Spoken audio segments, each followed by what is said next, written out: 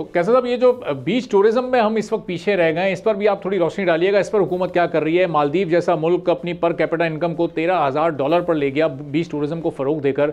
हम इसका क्यों नहीं फ़ायदा उठा पा रहे? 1,000 से 1 किलोमीटर से ज़ायद हमारी कोस्टल बेल्ट है।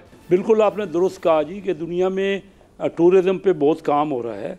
हमारे यहाँ भी जो, लेकिन एक तो है ना फॉरेन टूरिस्ट, एक हमारा अपना 24 करोड़ लोगों की हमारे यहाँ आबादी है, और ज़्यादातर टूरिज़म जो है वो नॉर्थ में, क्योंकि आबादी ज़्यादा पंजाब और केपी के है, उनको इतना साउथ के हमारी टूरिज़म का अंदाज़ा भी नहीं है। और कुछ हमने अपनी टूरिस्ट प्लेस को उतना आरास्ता भी नहीं किया। उसका जो दुनिया पूरी में ये जो साइल होते हैं ना, जो बीच होते हैं, उसके बहुत ज़्यादा टूरिज़म अपॉर्चुनिटी होती हैं।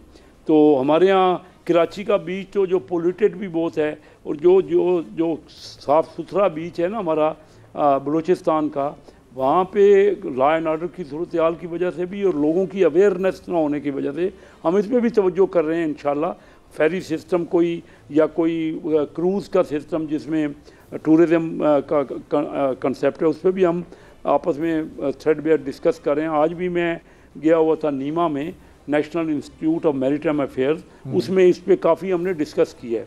तो वो हम देखते हैं कि पोटेंशियल कितना पोटेंशियल है। हमारे यहाँ नहीं हो पा रहा, हमने नहीं किया, इस पर तवज्जो नहीं की। हम सब मामलात को ये जो मैरीटाइम अफेयर्स में बहुत ज़्यादा इंशाल्लाह तवज्जो देंगे, और अगले चंद महीनों में थोड़ा सा बेहतर हम उस तरफ जाएंगे को ये हम बाहर फॉरेन कंपनीज़ को भी, क्योंकि यहाँ काफ़ी इंटरेस्ट किया जा रहा है इन्वेस्टमेंट में, और इंशाल्लाह चंद दिनों हफ्तों में कोई ना कोई और बेहतर हम देंगे। इसमें कोई शक नहीं जो आपने कहा कि हमारे यहाँ टूरिज़म भी वो बात नहीं है, सारी दुनिया तो इसको बहुत बेनिफिट ले रही है। और टूरिज़म जो है ना वो बहुत बड़ा बिज़नेस है दुनिया में, और ख़ासकर साहिल समुंदर पे हम उसके ऊपर तवज्जो कर रहे हैं। इंशाल्लाह बेहतर रिजल्ट उसमें भी। तो कैसा साहब, अब फिशिंग का शोबा भी एक बड़ा अहम शोबा है, जिसमें हमारी टोटल एक्सपोर्ट्स अभी बड़ी मुश्किल से $450 मिलियन के करीब है। हम देख रहे हैं वियतनाम जैसा मुल्क है $10 अरब पर पहुंच चुका है। बांग्लादेश और इंडिया की जो फ़िश क्वालिटी है एक्सपोर्ट की, वो हमसे ज़्यादा है। हमारे पास यहाँ मॉडर्न टेक्नोलॉजी नहीं है, उसकी अवेयरनेस नहीं है, हम समंदर से सही तौर पर अपनी प्रोडक्ट को एक्सट्रैक्ट नहीं कर पा रहे, उसको वो शेल्फ लाइफ नहीं दे पा रहे। हमारे इश्यूज़ क्या, हम क्यों इसमें पीछे, और आगे अब क्या करने जा रहे हैं आप लोग? जी, जहाँ तक आपने कहा कि इसमें कोई शक नहीं है, वियतनाम एक वक्त में आज से 15-20 साल पहले हमारे जितना ही था, लेकिन उन्होंने कई गुना कर ली। सही आपने फिगर्स भी दी।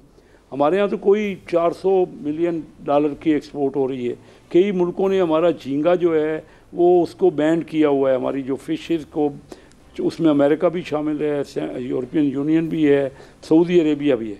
हमारे यहाँ देखिए ना, पोल्यूटेड है जो समुंदर है। हम कराची के समुंदर में सारा इंडस्ट्रियल फुजला वहाँ पे फेंकते हैं, तो उन हालात में तो मछली जो है हमारी क्वालिटी पे बाहर दुनिया वाले क्वेश्चन कर रहे हैं। तो ये सारी चीज़ों में इम्प्रूवमेंट की ज़रूरत है, तवज्जो की जा रही है, और पोटेंशियल है। हम इसको किस तरह आगे बढ़ाते हैं। पूरा 1100 किलोमीटर का साहिल है हमारे पास, और एक बहुत बड़ा हिस्सा है हमने ज़मीनी तो काफ़ी सैचुरेशन कर ली पंजाब में और KPK में। तो आपने देखा कि काफ़ी जो हमारे लैंड हमारे जो ज़खायर हैं उसका फ़ायदा उठा रहे हैं, लेकिन ये हम जो आबी ज़राए भी हमारे ज़खायर हैं और बहुत बड़ा हिस्सा है हमारे मुल्क का, इसको हम उतनी तवज्जो भी नहीं की गई। और हमारे, आप सही कह रहे हैं कि वो फैसिलिटीज़ नहीं हैं, उस सब में तवज्जो की ज़रूरत है और ज़्यादा रिज़ल्ट देने की ज़रूरत है। हमारे ऊपर चैलेंज है। मैं पहली बार ये प्राइवेट सेक्टर का नुमाइंदा, मैं खुद, आपको पता है कि Karachi chamber of commerce industry का प्रेसिडेंट रहा हूँ। मेरा मरहूम बेटा Lahore chamber of commerce industry का प्रेसिडेंट था। मेरा first cousin Faisalabad chamber of commerce industry का। ये पहली बार मेरी फैमिली, तो हम कोशिश कर रहे हैं तमाम बिज़नेस कम्युनिटी को साथ लेके, क्योंकि ये बिज़नेस का काम है, इनको साथ लेके फ़रोग़ दें। हमारी हुकूमत हमें फुल सपोर्ट कर रही है, प्राइम मिनिस्टर साहब की पूरी तवज्जो है इस मिनिस्ट्री पे, और ये दुरुस्त है कि वो रिज़ल्ट नहीं आ सके जो कि होने चाहिए थे। आप फ़िश का सही आपने जिक्र किया, दूसरे ममालिक में बहुत ज़्यादा तादाद में फ़िश की एक्सपोर्ट हो रही है। अब सऊदी अरेबिया जैसा दोस्त मुल्क भी हमारी फ़िश को उन्होंने रिस्ट्रिक्ट किया हुआ है, तो हम कोशिश कर रहे हैं। उनसे बात, अभी आए थे सऊदीया का जो डेलीगेशन था, मैंने ख़ुद उनसे बात की, और उन्होंने फौरी तवज्जो का हमें यकीन दहानी कराई। लेकिन हमें अपने मामलात को भी ठीक करना है। हमें जो ये दुनिया को दिखाना है कि हमारी क्वालिटी जो है, खाने पीने की चीज़ें होती हैं उसमें वो बड़े सेंसिटिव हैं।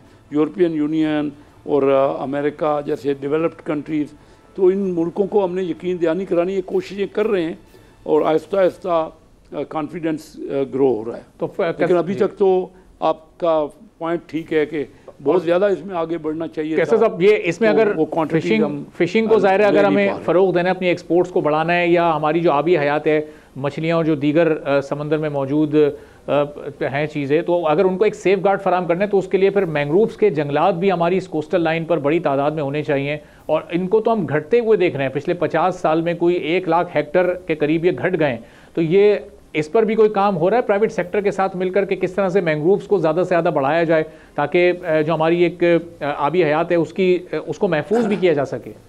ये देखिए, मैंग्रोव इसमें कोई तो सब जो हमारी ग्रीन एनर्जी है उसके लिए बहुत ज़रूरी है कि वो ऑक्सीजन को वो खारिज करते हैं।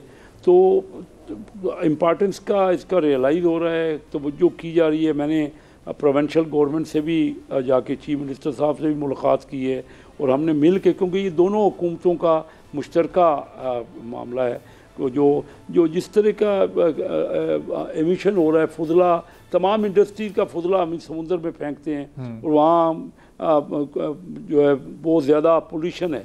तो मैंग्रोव्स की ज़रूरत है। मैंग्रोव्स का काफ़ी कुछ मैंग्रोव्स का हमारा है एसेट है हमारे, इसको और इस पर भी तवज्जो कर रहे हैं। इन तमाम सेक्टर्स का जहाँ आपने कहा हम कोशिश कर रहे हैं और ये अभी तक हमारा काफ़ी बेहतर होना चाहिए था, लेकिन बहरहाल लैकिंग है जो सूरत हाल वो आपके सामने है। ठीक है, चलें कैसे आने वाले दिनों में इस पर इंशाल्लाह मजीद भी डिटेल से जो इसके मुख्तलिफ और सेक्टर्स रह गए जिन पर आज वक्त की कमी की वजह से गुफ्तगू नहीं हो सकी, फिर आपको ज़हमत देंगे ज़रूर, और इस पर हम मजीद गुफ्तगू 3 महीने में एक आध प्रोग्राम मेरे से करें और फिर हम आपको बताएंगे कि हमने 3 महीने में क्या बेहतरी आई है इन सेक्टर्स में। चलें, बिल्कुल ठीक, कोशिश कर रहे हैं और इंशाल्लाह मैं होपफुल हूँ कि इसमें इतनी अपॉर्चुनिटी है। हम आपको इंशाल्लाह मुल्क को और हम अपने इदारों को बेहतर करने के लिए फुल इसमें मेहनत भी करेंगे और रिजल्ट देंगे। ठीक मैं है, आपको ये यकीन दहानी कराता हूँ। सब्सक्राइब करें और बेल दबाएं ताकि कोई खबर रह न जाए।